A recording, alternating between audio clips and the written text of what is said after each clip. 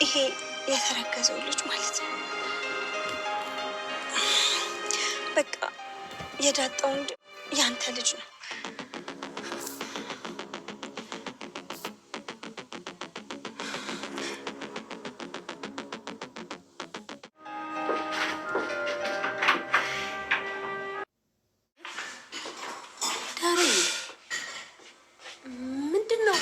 ለምንድነው ሰላም እንደዚህ ተቆጣ?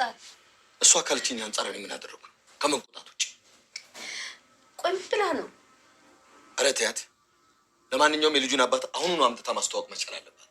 እየዋለ ባደረ ቁጥር በሳምንት ውስጥ ተነቅሎ የማይጠፋ ስም ላያችን ላይ መትከል የለባት።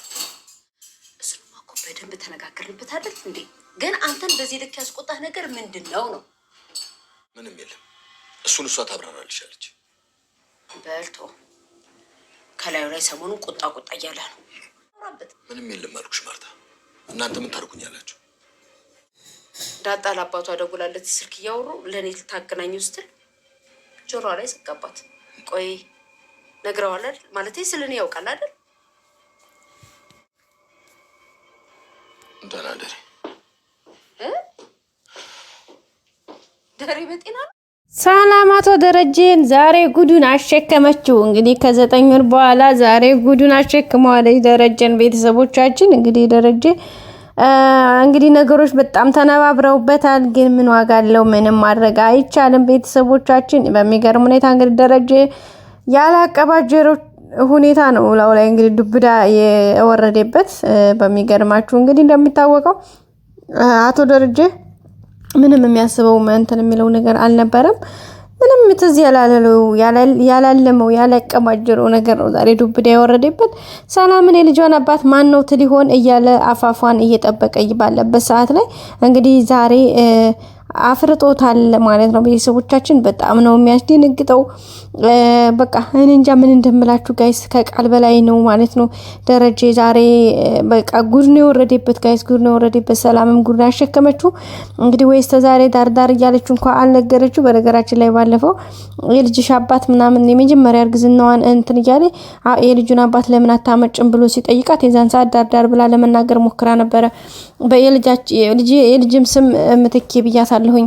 ምክንያቱም የልጄን የጠፋችው ልጄ እንትናት ምትክናት ምናምን እያለች ይሆን አንዳንድ ነገር ወጋ ስታረገው ነበረ ደረጀን ማለት ነው። ግን እሱ የኔ ያክል ቴኬርም ስላደረገው ምንም መስሎንት ስላላለው ማለት ምንም በቃ ይሆናል አይደል? የጠረጠረውም ያለመውም ነገር ስለሌለ እንግዲህ በጣም ነበር የደነገጠው። ቤተሰቦቻችን ያው በመጨረሻም እንግዲህ እንዳያችሁ ዛሬ በጣም ነው የደነገጠው። በቃ መደንገጥ የሚለው ቃል ብቻውን ራሱ የሚገልጸው አይደለም እውነት ለመናገር። ያው አቶ ደረጀ በጣም ነው የደነገጠው። እንግዲህ ምን ታደርጉታላችሁ? ምንም ማድረግ አይቻልም ማለት ነው። ቤተሰቦቻችን ብቻ እንግዲህ የልጅ አባት የሁለት ልጅ አባት፣ ሁለት ልጅ ከማርታ ሁለት ልጅ ከሰላም ለዛውም የተረገዘ ወይም አሁን የሚወለደው ወንድ ልጅ ነው። እቺኛዋ ሴት ልጅ ደስ አይልም። ዳጣ ሴት የዳጣ ወንድም ወንድ ልጅ እንግዲህ ወይዘሮ ማርታ ሁለት ሴቶች ልጆች ነበሩ ወለደችለት። አሁን ደግሞ በዚህ ሰላምዬ ሁለት ዱብ አረገች። የአራት ልጅ አባት ሆነ ማለት ነው ደረጀ በተዘዋዋሪ። ሌላ ስርፋጅ ወልጅ ላንጣልሽ እንዲያለ እንደውም ሲቀልድባት ነበረ። እንግዲህ ምን ታደርጉታላችሁ? እንግዲህ ወይኔ ጉዲ በጣም ከባድ ነው። ግን ደረጀ ግን ይሄን ነገር ሲነገረው አይታችኋል እንግዲህ እንዴት እንደሆነ። በጣም ዱብዳ ነው እውነት ለመናገር ያስደነግጣል። ጀስት እንደማንም የሆነ ማለት ብቻ በጣም ነው የሚያስደነግጠው። ምክንያቱም እንደዛ አይነት ዱብዳ በዘራችሁ አይድረስ ነው። በጣም ነው ከባድ ነው ጋይስ። እና በመጨረሻም እንግዲህ አማራጭ ስለሌለ ያው ወዶ ሳይሆን ተገዶ ይቀበላታል። እዚህ ጋር ደረጀ መታመሙም ሆስፒታል መግባቱም ከዛም ወደ ሌላ ነገር መሄዱ አይቀርም። ምክንያቱም በዳጣ ጉዳይ በጣም ነው የተጨነቀው፣ በቃ ከሚባለው በላይ ማለት ነው። ቤተሰቦቻችን ያንን ሁኔታ ባለበት ታይም ደግሞ አሁን ይሄን ነገር እንትን ሲል በጣም ነው የሚያስደነግጠው። እሱም በጣም ደንግጧል እግዚአብሔር በሚያውቀው። ግን ደግሞ ያው ምንም ማድረግ አይቻልም። ያው የሆነውን ነገር እንግዲህ ማምኖ መቀበል ነው ጋይስ፣ ሌላ ምንም አማራጭ የለም። እና ወይዘሮ ማርታ እዚህ ጋር ሳዘነችኝ። ግን አሁን እዚህ ጋር ደረጀ አሁን ደረጀ እዚህ ጋር እንትን ሲል ምን ሊል ይችላል? የእውነት በጣም ከባድ ነው። በቃ ከቃል በላይ ነው ሁኔታ ነገሩ ሁሉ ቤተሰቦቻችን በቃ ከምላችሁ በላይ ማለት ነው ጋይስ ከምላችሁ በላይ እና እንግዲህ ወይዘሮ ማርታም ተፍተፍ እያለች ነው ብቻ ነገሩ ሁሉ ነገሩ እንትን አላላትም ማለት ምንም በቃ እንጃ የሆነ ነገር ብቻ የደረጀን ባህሪ ብቻ ብዙ ነገሮችን ስታይ በጣም አስቸጋሪ ሁኔታ ውስጥ እንዳለች እየተሰማት ነው ብቻ ያው ግን የምትችለውን ነገር ለማድረግ ደግሞ እየሞከረች ነው የምትገኘው ያው ከባድ ነው ጋይስ ከምንም በላይ ከባድ ኤኒዌይስ እንግዲህ ወይዘሮ ማርታ ያው ብቻ እንዳንዳ ያለች ነው ነገሮችን እንትን ለማለት እየሞከረች ነው የምትገኘው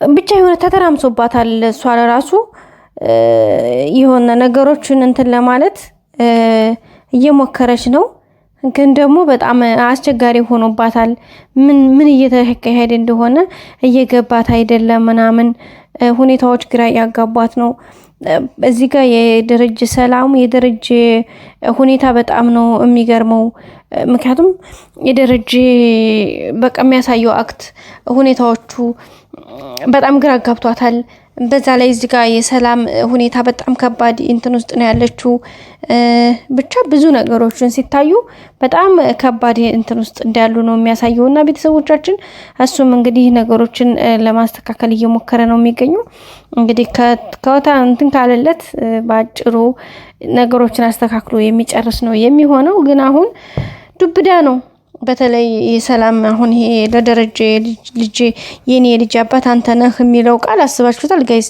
አንዲ ሰው እንዴት ምንም በማያውቀው የልጅ አባት አንተ ነህ አስባችሁታል ደረጀ የሚያውቀው የድሮ ስተቱን እንግዲህ በዳጣ ጊዜ ዳጣ ስትወለድ የሰራውን ስተቱን በሱ ራሱ እየተናደደ ነው ያለው ያለቀሰ ነው በቃ በራሱ ያዘነ ነው ምናምን ግን ደግሞ በተዘዋዋሪ ይሄ ነገር ሲመጣበት በጣም ከባድ ነው ቤተሰቦቻችን ግን ምንም ማድረግ አይቻልም የመጣው መቀበል ነው በዛም እንግዲህ ያው ጥሩ ስሜት ላይ አይደለም ግን ያው ወዶ ሳይሆን በግዱ ተረጋግቶ ነገሮችን እንትን የሚልበት ነው የሚሆነው ግን በጣም ነው እርግጠኛ ነኝ የሆነ ብዴት ሆስፒታል መግባቱ ምናምን አይቀርም ሰላምም እዚህ ጋር ደግሞ በጣም ነው የምትጨነቀው በሷ ምክንያት እንደዚህ ሲሆን ያው ጥፋት እኮ የኔ ብቻ አይደለም ያንተም ጥፋት ነው እያለች አስቀድማ ሰላምን ጥፋት ነው የምታወሪው ኧረ ሰላም ተይ ኧረ እባክሽ ንገሪኝ እያላት ነበረ ማለት ነው እንግዲህ ግን ያው በመጨረሻ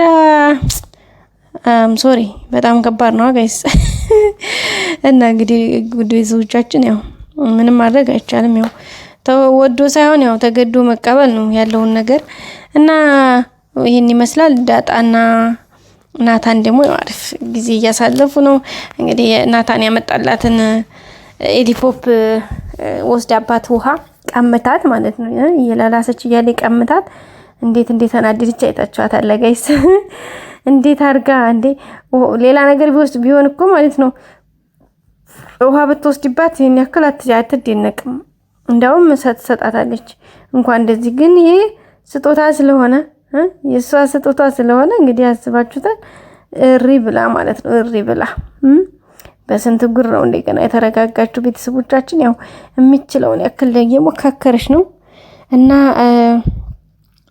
ከባድ ነው ብቻ ያው እንግዲህ አብጌል ደግሞ ናታን የሰላምን ያዘው ሚስጥር አለ እሱ ነገር መናገር አለበት እንጂ እንደዚህ አይሆንም እያለች ነው የምትገኘው ወይዘሮ ማርታ ደግሞ አረ እንዴት ከናታን እንደዛ ነገር ካለ እባክህ እያለችው ነበር አብጌልን አረ የለም ምንም እያለ ነው ናታን የሚገኘው ምክንያቱም ናታን ሚስጥር ነው ብላ ቃል አስገብታ ፕሮሚስ አድርጋ ያን ነገረችው ነገር አብጌል መጥቶ በቃ ያ ሚስጥር እንዲዘረገፍ ምናልባትም እኮ ሰላም ራሷ ልታጠፋ ይሆና ምናምን አለች ነገሩን ልታካብደየችው አትግዙ አብጌል እኮ ማትገባበት ነገር የለም እና ወደ ቤተሰቦቻችን የዛሬው ቪዲዮ ይሄን ይመስላል በቀጣይ በአዲስ ቪዲዮ እስከምንገናኝ ሰብስክራይብ ላይክ ማድረጋችሁን አትርሱ መልካም ጊዜ ብያላችሁበት ባይ ባይ